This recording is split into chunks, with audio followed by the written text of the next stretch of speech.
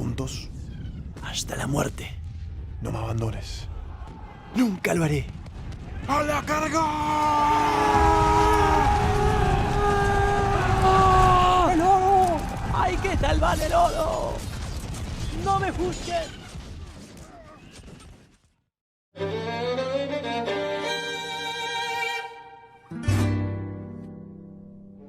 Para poder entender por qué motivos los ingleses decidieron venir a invadir el virreinato, vamos a tener que irnos hasta el continente europeo.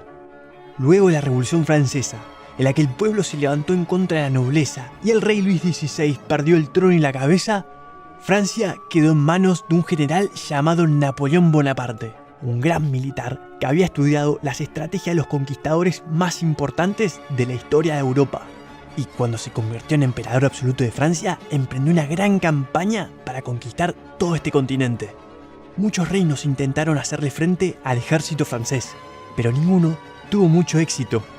Hasta que en 1805, en la batalla de Trafalgar, Gran Bretaña y sus aliados logran vencer a la fuerza naval de Francia.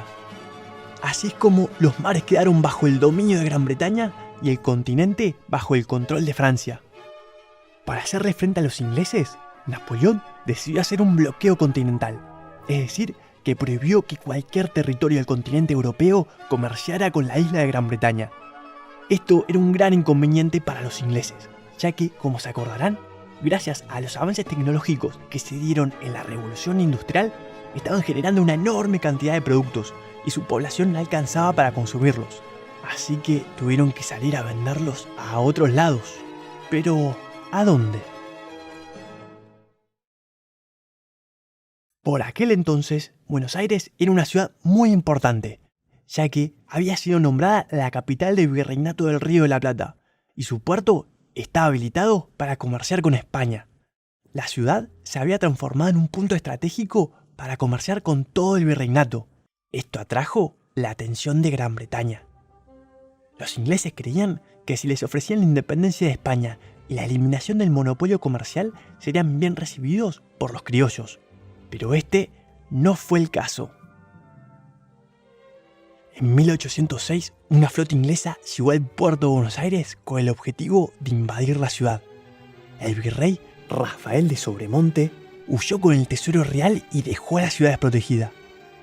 Esto le permitió a los ingleses tomar Buenos Aires sin mucha resistencia. Durante 46 días, los ingleses ocuparon aquel territorio, hasta que los vecinos de la ciudad y sus alrededores se unieron y emprendieron la reconquista. El pueblo, comandado por Santiago de Liniers, un militar de origen francés, logró vencer a las fuerzas extranjeras y recuperar la ciudad. Después de estos hechos, los habitantes de Buenos Aires, descontentos con el accionar de Sobremonte, convocaron a un cabildo abierto para quitarle el mando al virrey y dárselo a Liniers. Este comenzó a organizar las milicias de la ciudad. Se crearon distintos cuerpos de combate, como el cuerpo de patricios, formado por criollos, y el batallón de pardos y morenos, formado por esclavos y nativos. Un año después, en 1807, las tropas inglesas volvieron al Río de la Plata, pero con un ejército mucho mayor. Luego de tomar la ciudad de Montevideo y vencer las primeras resistencias de Liniers, se dirigieron hacia Buenos Aires. Sin embargo, los habitantes de esta ciudad no se iban a rendir tan fácilmente. Martín Álzaga, que era el alcalde de Buenos Aires, organizó la defensa de la ciudad. Se cavaron trincheras en las calles y se levantaron barricadas en todas las esquinas. Se prepararon día y noche para enfrentar a los invasores. Cuando los ingleses entraron a Buenos Aires, la resistencia en las calles fue feroz. Los locales lucharon durante 2 días enteros, hasta que el general inglés John Whitelock terminó por rendirse y abandonar sus intentos por tomar Buenos Aires.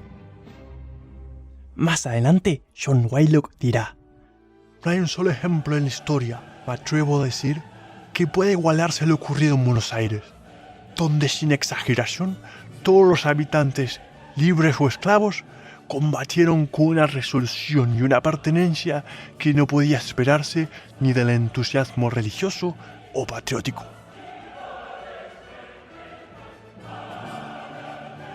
Las invasiones inglesas debilitaron el poder que los españoles tenían en el Río de la Plata. Las autoridades virreinales no habían sido capaces de defender a la ciudad y la tarea había quedado en manos del pueblo.